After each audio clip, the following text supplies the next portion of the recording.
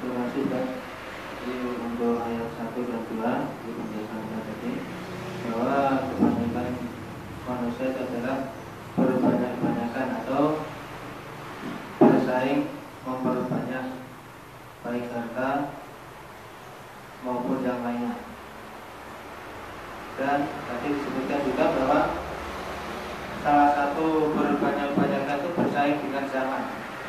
Artinya zamannya sepeda motor metik orang duit, diikuti tuku, direwangi utang, direwangi kredit dan macam-macam. Tanggulnya di kompor antik, di tuku. Menarisan melu kredit, jadi arisannya 05 kreditnya 5. Jadi setiap bulannya mikir itu terus. Jadi sampai meninggal baru berhenti. Jadi tidak meninggalkan warisan, tapi meninggalkan utang kira-kira. Itu bisa jadi. Nah ini yang disampaikan, mungkin ada pertanyaan, Bapak? Kalau tidak ada, saya mau tanya ya. Itu pernah dapat penjelasan bahwa kamu berbanyak-banyakan sampai mengunjungi kuburan atau sampai di kuburan pun seperti itu.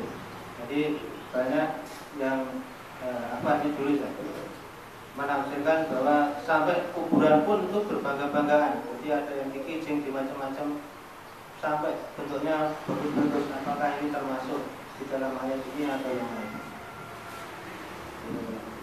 Kalau ta'ala Pak, saya tidak tahu ya. Sebenarnya itu kalau di benar juga sesuai kenyataan ya, berbangga-bangga. Tapi karena saya tidak tahu ada ahli tafsir yang mengatakan demikian, maka saya tidak berani mengatakan. Yang jelas memang kenyataan seperti itu. Harusnya orang kalau di kuburan itu kan mengingat mati ya. Ziarah, tapi betapa banyak orang di kuburan itu masih kayak gitu berbangga-bangga membicarakan harta ataupun berbangga-bangga dalam hal kuburannya sendiri ya. Dalam hal kubur tersebut maksudnya, bukan kuburan sendiri. Dalam hal membangun kubur. Allah Ta'ala. Mungkin ada yang lain? Ini terkait mengunjungi kuburan atau ziarah. Di sekitar kita itu sangat membudaya, bahkan dibikin rombongan-rombongan untuk mengunjungi makam-makam. Apakah ini juga termasuk dalam dan kuburan-kuburan para wali? Jadi kadang-kadang malah walinya sekarang bukan hanya 9, banyak. Adapun tentang rombongan atau menuju ziarah kubur, maka yang kita ketahui kalau itu memang dia menyengaja pergi jauh-jauh hanya untuk menziarah kubur, maka ini sebenarnya tidak disukai. Ini hal yang tidak disukai, tidak dianjurkan, bahkan dimakruhkan ya. Karena dalam rangka apa sebenarnya kalau dia mau menziarah kubur? Dalam rangka ibadah, sekitarnya masih ada kuburan. Dalam rangka mengingat mati juga masih bisa ya. Wallahu ta'ala alam, yang saya tahu itu hal yang kurang baik ya, yang tidak baik. Belum lagi kalau ditambah itu, kalau murni dia pergi mengunjungi kubur ya, kalau murni pergi mengunjungi kubur jauh-jauh.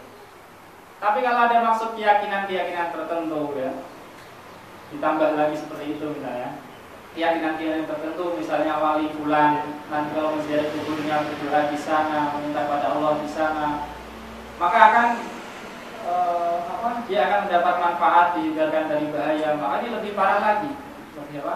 Parah lagi. Belum lagi ditambah tadi ada laki-laki perempuan, ya, saling campur baur. Ya, satu desa atau di sana juga dimaksudnya di makamnya itu, di kuburannya juga banyak. Yang laki-laki ziarah kubur malah lihat perempuan, dan perempuan ziarah kubur malah lihat laki-laki. Jadi kalau cuma mengunjungi saja jauh-jauh ya, itu saja pun tidak disukai. Apalagi kalau ditambah keyakinan-keyakinan yang macam-macam, keyakinan yang bisa mungkin menyalahi apa yang telah disampaikan oleh Al-Quran dan hadis Nabi SAW tentang wali-wali tersebut atau orang-orang yang sudah mati itu. Belum lagi itu pun kita juga tidak tahu ya, karena dulu kan wali Songo, sekarang wali entah berapa. apakah yang dikubur di situ itu benar-benar manusia yang dulunya soleh atau tidak, itu kan tidak tahu. Ataupun kalau tahu, ya tentu itu tidak disyariatkan untuk jauh-jauh mengunjungi kuburan. Jadi ada dua. Pertama itu murni memang ziarah kubur saja, ya, dengan aturan-aturan syar'i, ya, itu pun tidak disukai. Atau ditambah lagi dengan kesalahan-kesalahan yang telah banyak terjadi, misalnya ikhtilaf antara laki-laki perempuan, ya. Kemudian juga punya keyakinan-keyakinan yang khusus tentang kubur para wali, ya, kubur orang-orang soleh. Maka ini setahu kita memang tidak ada dari ajaran Nabi Shallallahu Alaihi Wasallam dan bisa jadi malah menyalahinya. Wallahu a'lam. Mungkin ada pertanyaan. Assalamualaikum warahmatullahi wabarakatuh. Tentang kubur, Pak. Kalau di tempat saya itu kubur itu banyak yang dikasih penerangan lampu, Pak. Ya, lampu atau bangunan-bangunan yang lain. Itu bagaimana hukumnya, Pak? Terima kasih. Assalamualaikum warahmatullahi wabarakatuh. Bangunan yang lain maksudnya apa? Pagar atau? Ya, pagar atau kijing dan bangunan seperti rumah cukup gitu loh. Adapun kalau memagari kuburan, ya, misalnya ada kuburan dipagari di sekelilingnya, insya Allah tidak apa-apa, ya. Tapi kalau kuburan satu dikasih pagar, ya, padahal di sampingnya ada banyak kuburan, maka ini tidak boleh sebenarnya.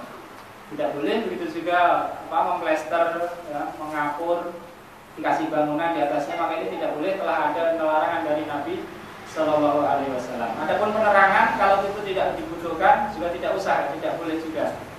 Karena kalau kuburan itu diterangi terus-menerus, ya, tiap malam kita dikasih penerangan di situ, maka mungkin akan menjadi jalan atau jembatan bagi keyakinan-keyakinan yang tidak baik setelahnya. Jadi penerangan kalau dibutuhkan boleh saja, Pak. Tapi kalau bangunan di atas kuburan tidak boleh. Tapi kalau pagar itu di sekeliling kubur, ya, sekelilingnya maksudnya, ya, itu insya Allah masih boleh, ya, supaya tidak ada hewan masuk, ya, supaya tidak ada gangguan-gangguan. Tapi kalau satu kuburan dikasih pagar, kemudian di sampingnya juga dikasih pagar, itu nanti akan menjadikan orang-orang yang lemah imannya atau tidak tahu menganggap bahwasanya itu kuburan keramat. Oleh karena itu awal-awal Nabi melarang orang berziarah kubur, karena memang keyakinannya orang jahiliyah barangkali seperti itu. Berziarah kubur itu malah menjadi wasilah kepada kesyirikan. Karena itu dilarang oleh Nabi Shallallahu Alaihi Wasallam. Baru setelah para sahabat itu tahu, ya, imannya mantap begitu, maka diperbolehkan ziarah kubur. Allah Taala. Mungkin ada yang lain? Mungkin perlu dijelaskan. Ziarah kubur bagi wanita mungkin ada adabnya. Misalnya kemarin ada yang bertanya. Ziarah kubur bagi wanita. Jadi ziarah kubur bagi wanita sama dengan laki-laki. Tentu kalau wanita itu ada aturan, ya, kalau mau keluar rumah izin walinya atau suaminya. Kemudian juga dia tidak boleh safar sendirian, ya, pergi keluar sendirian. Kemudian juga tidak boleh, itu tadi sudah disebutkan, di sana ada ikhtilat atau campur dengan laki-laki, sehingga laki-laki tadi yang ziarah kubur malah tidak mengambil umroh pelajaran, tidak mengambil zuhud di dunia, tidak mendapat pahala, malah mendapat dosa. Kemudian juga bagi wanita tidak boleh sering-sering, ya, sebagaimana tahqiq ataupun penjelasan dari sebagian ulama bahwasanya Rasulullah melaknat para wanita yang sering-sering ziarah kubur. Adapun kalau mau masuk makam pemakaman, dia mengucapkan salam pada ahli kubur. Kemudian juga kalau menjumpai makam orang yang dikenalnya, dia juga mengucapkan salam. Kemudian di sini Imam Al-Qurtubi mengatakan orang itu kalau ziarah kubur datang dari arah kiblat, karena mayit itu dihadapkan ke kiblat. Allah Ta'ala kalau masalah ini apakah ada perbedaan atau tidak saya juga tidak tahu. Karena mayit kan di depan kiblat, maka dia datang dari depannya mayit, ya, bukan dari belakangnya, dan memberikan salam. Kalau mayitnya itu dia kenal, ya. Kalau tidak kenal ya tidak. Secara umum saja. Allah Ta'ala. Ini juga seringkali kekuburan itu membacakan membacakan ke mayit. Kan ada larangan, mungkin ya, ada larangan membaca Al-Quran di kuburan. Kemudian kalau wanita, kalau kamu kan disuruh melepas ada, itu kalau wanita Melepas apa? Sandal. Ya, jadi kalau ada kubur kita diperintahkan untuk melepas sandal. Kalau wanita tetap saja diperintahkan untuk melepas sandal. Tapi tidak mesti orang melepas sandal kan kelihatan auratnya. Kan masih ada pakaian yang lain. Mungkin karena bajunya itu panjang atau pakai kaos kaki. Yang jelas dia tetap diperintahkan untuk melepas sandal. Allah Ta'ala alam. Kemudian baca Al-Quran di kubur ini tidak dilakukan oleh Nabi SAW dan para sahabatnya. Cukuplah bagi kita berziarah kubur itu ingin memberikan manfaat bagi mayit, kita berdoa di sana, ya, mendoakan orang yang sudah dikubur. Adapun membaca Al-Quran adanya, maka itu tidak dilakukan oleh Nabi dan para sahabatnya, maka kita tidak usah saja, ya. Karena apa? Karena tujuan kita itu kan mendapat pahala dan memberikan manfaat bagi mayit, ya. Mendapat pahala dan memberikan manfaat bagi mayit. Kita manfaatnya dengan doa-doa saja itu yang sudah dicontohkan Nabi, yang insya Allah itu benar sesuai sunnah. Adapun membaca Al-Quran maka itu tidak dilakukan. Allah Ta'ala tentang hukumnya, apakah diperbolehkan atau tidak. Ada yang mengatakan itu tidak diperbolehkan karena Nabi tidak mengajarkan seperti itu. Atau tujuan lainnya yaitu dia memperoleh manfaat dari ziarah kuburnya tersebut. Oleh karena itu hendaklah seorang muslim, ya, berhenti ataupun bertawakuf dengan apa yang diajarkan oleh Nabi-Nya Shallallahu Alaihi Wasallam. Juga tentang apa? Menaburkan bunga, ya, menaburkan bunga di kubur, ya. Bahwasanya Nabi dulu pernah melewati kuburan dua orang yang sedang disiksa. Nabi tahu, tapi kalau kita nggak tahu, ya. Kemudian Nabi menancapkan di sana pelepah kurma yang dibelah menjadi dua, dan Nabi mengatakan semoga ini akan memberi manfaat bagi keduanya selama pelepah kurma ini belum kering, ya, selama masih basah. Para ulama mengatakan ini adalah khusus bagi Nabi, khusus bagi Nabi. Yang pertama, Nabi tahu kuburan itu sedang disiksa penghuninya. Kemudian yang kedua, itu memang urusan Nabi Shallallahu Alaihi Wasallam meletakkan pelepah kurma. Tidak bisa dikiaskan dengan bunga, ya, tidak bisa dikiaskan dengan bunga. Maka tidak perlu kita menaburkan bunga di atas kuburan orang. Yang penting itu orang yang dikubur mayatnya itu mendapat manfaat dari doa kita, ya, bukan mendapat manfaat dari bunganya, ya. Kalau Nabi, ya, karena itu Nabi, maka bukan Nabi, dan Nabi tahu orang yang dikubur itu mendapat siksa waktu itu, ya. Yang satu itu karena Nabi mas, dan yang satu itu karena tidak bersih dalam istinja. Maka oleh karena itu kita memandang sebaiknya tidak perlu menaburkan bunga di atas kuburan. Kalau dalam kampung dari membayar sekali. Oke, Apakah membaca ilah hadratin Nabi itu dan lain sebagainya itu ada dasarnya dari Islam? Allah Ta'ala saya tidak tahu. Ilah hadratin Nabi loh, Pak. Ya, ya biasanya itu mengkhususkan, ya, sebelum baca Al-Fatihah dikhususkan. Allah Ta'ala saya tidak tahu. Mungkin bisa tanyakan ke ustaz yang lain yang akan duduk di sini, insya Allah. Yang jelas, tahu kami waktu itu tidak ada apa, tidak ada perintahnya, tidak ada dasarnya. Tapi kalau orang tahu dasarnya, hukumnya boleh mengamalkan, ya. Tapi dia harus tahu pasti, ya. Artinya ilah hadratin Nabi itu apa? Ilah hadrah ya ke hadapan Nabi. Artinya ini untuk Nabi. Ilah hadratin Nabi Al-Fatihah misalnya, ya. Untuk Nabi ini saya bacakan Al-Fatihah. Ilah hadrah ya ke hadapan. Memang dikhususkan untuk Nabi atau dikhususkan untuk yang lain juga. Allah Ta'ala alam. Kalau ada kita lanjutkan, ya, supaya selesai. masih 6 ayat. Tanya dulu. Oke, apa Pak? Assalamualaikum warahmatullahi wabarakatuh. Assalamualaikum. Ada yang bertanya kepada saya, kalau seorang muslim dia itu secara dohir taat sholat 5 waktu dan perintah-perintah yang lain, mereka Apa Pak? Salat 5 waktu terus? dan perintah-perintah yang lain Oh, iya. itu dia berusaha untuk taat. Namun orang tuanya yang sudah meninggal itu